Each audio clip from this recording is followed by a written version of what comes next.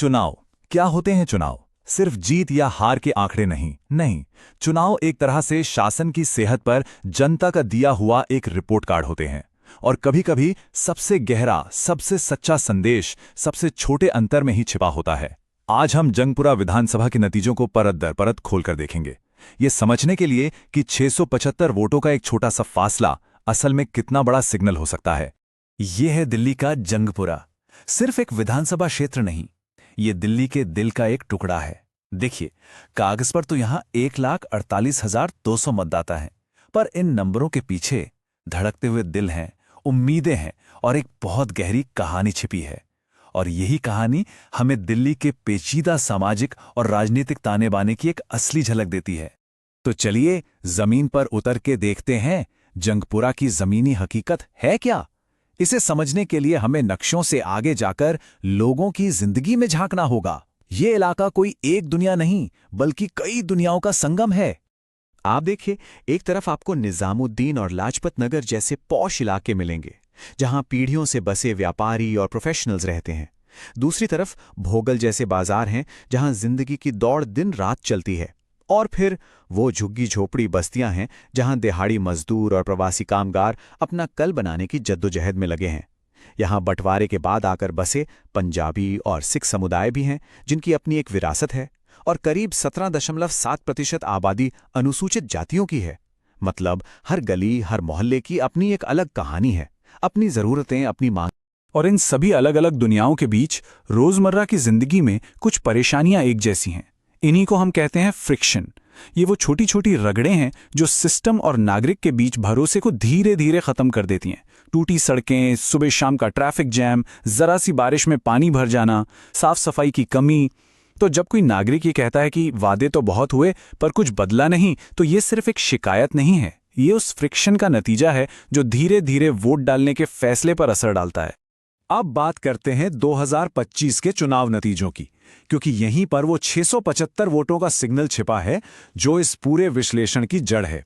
ये कोई मामूली आंकड़ा नहीं है, ये एक मैसेज है जिसे बहुत ध्यान से सुनने की जरूरत है। 2025 के चुनाव में जंगपुरा में 57.7% वोटिंग हुई। अब सुनने में ये एक औसत आंकड़ा लग सकता है, लेकिन इस मतदान के पीछे वोटों का जो बंटवारा हुआ वो असाधारण था। ये दिखाता है कि आधे से ज्यादा मतदाताओं ने अपनी राय जाहिर की और उनकी राय बहुत ज्यादा बटी हुई थी। अब इस स्लाइड को जरा ध्यान से देखिए, ये है असली कहानी। भारतीय जनता पार्टी को मिले 45.44% वोट और आम आदमी पार्टी को मिले 44.65%। मतलब 1% से भी कम का फर्क। ये साफ दिखाता है कि मुकाबला कितना कांटे का था। यहां कोई एक तरफा लहर नहीं थी, बिल्कुल नहीं। वोटर दोनों तरफ बहुत स्पष्ट रूप से बटे हुए थे। और अंत में ये सारी जीत हार, ये पूरा खेल तय हुआ सिर्फ 675 वोटों से।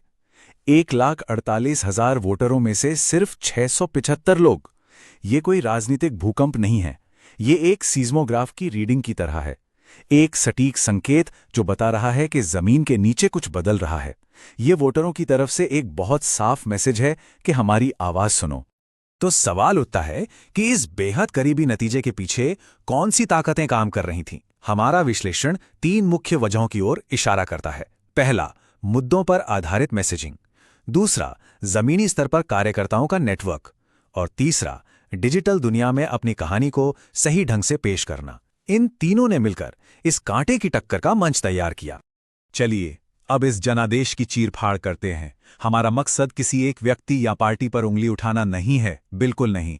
हमारा मकसद उन सिस्टेमिक वजहों को समझना है जिनकी वजह से चुनाव इतना करीबी हो गया। क्योंकि जब आप सिस्टम को समझते हैं तभी आप उसे बेहतर बना सकते हैं। असल में ये चुनाव 2 बिल्कुल अलग अलग कहानियों की टक्कर थी। एक तरफ थी आम आदमी पार्टी की कहानी, मुफ्त पानी, बिजली, सब्सिडी और 10 साल का डिलीवरी रिकॉर्ड। और दूसरी तरफ थी बीजेपी की कहानी, जो स्थानीय शासन की कमियों पर ध्यान खींच रही थी। गंदे पानी की शिकायतें, टूटी सड़कें और मौजूदा विधायक के काम से एक तरह की उपेक्षा का आरोप।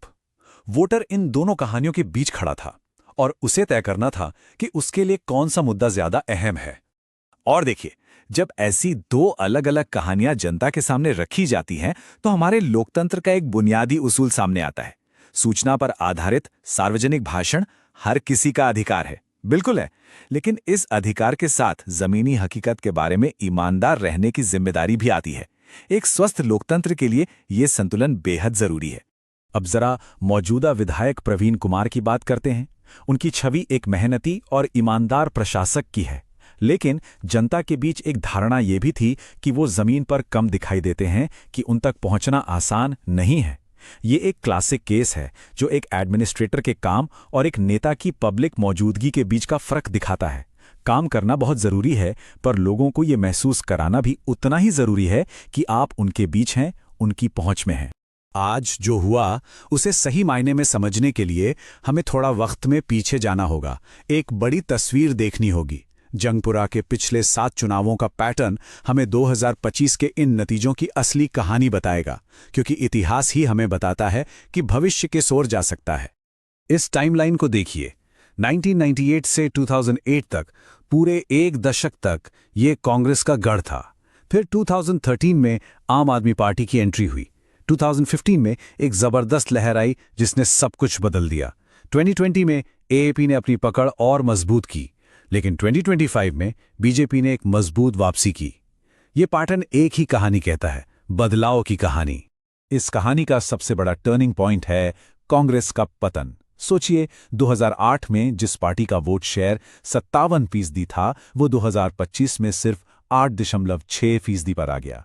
इससे एक बहुत बड़ा राजनीतिक वैक्यूम, एक खाली जगह पैदा हुई, और इस खाली जगह ने एक बहुत बड़े स्विंग वोटर समूह को जन्म दिया। मतलब वो वोटर जो किसी एक पार्टी से बंधा नहीं है और हर चुनाव में अपने विकल्प खुले रखता है। तो इन 7 चुनावों का इतिहास हमें क्या सिखाता है? एक सीधी सी बात, जंगपुरा का वोटर किसी एक पार्टी का वफादार नहीं है। ये क्षेत्र नई ऊर्जा, नए विचारों और जमीनी जुड़ाव को इनाम देता है, और ये आत्मसंतोष या उपेक्षा को सजा देता है।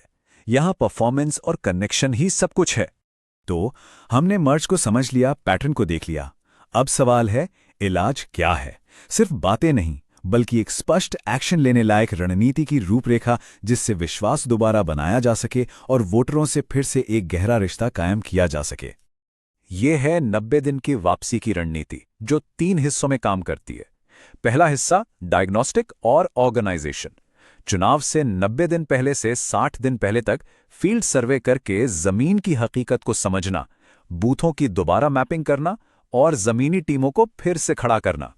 दूसरा हिस्सा मास आउटरीच और नैरेटिव। 60 दिन से 30 दिन पहले तक स्थानीय मुद्दों पर कैंपेन चलाना और हर मोहल्ले तक अपना मैसेज पहुंचाना। और तीसरा और आखिरी हिस्सा क्लोजिंग आर्ग्यूमेंट। आखिरी 30 दिनों में जमीन पर अपनी मौजूदगी बढ़ाना और एक तेज सकारात्मक संदेश के साथ अभियान खत्म करना। इस पूरी रणनीति के पीछे एक मूल सोच है। हम इसे कहते हैं शासन के लिए डेटा इंजीनियरिंग। इसका मतलब डेटा का इस्तेमाल वोटरों को टारगेट करने के लिए नहीं है। नहीं, इसका मतलब है जानकारी और टेक्नोलॉजी का इस्तेमाल लोगों की जरूरतों को गहराई से समझने के लिए करना, ताकि उन्हें बेहतर सेवा दी जा सके। ये शासन को ज्यादा कुशल और ज्यादा हमदर्द बनाने का एक तरीका है।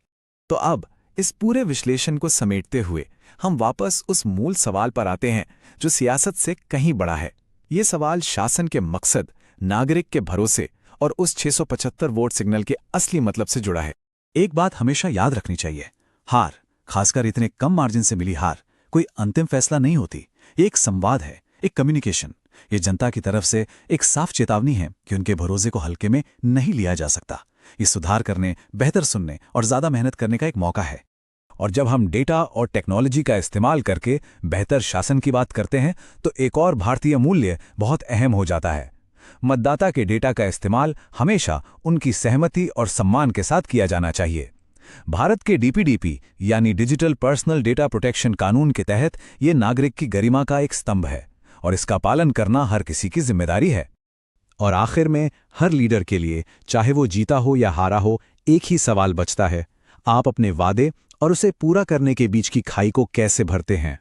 इसी एक सवाल का जवाब जन केंद्रित नेतृत्व का भविष्य तय करेगा। If you want to become a people-centric leader and uplift your constituency, get in touch with blueprintstrategies.ai at mgr@blueprintstrategies.ai or call 080-420-41602.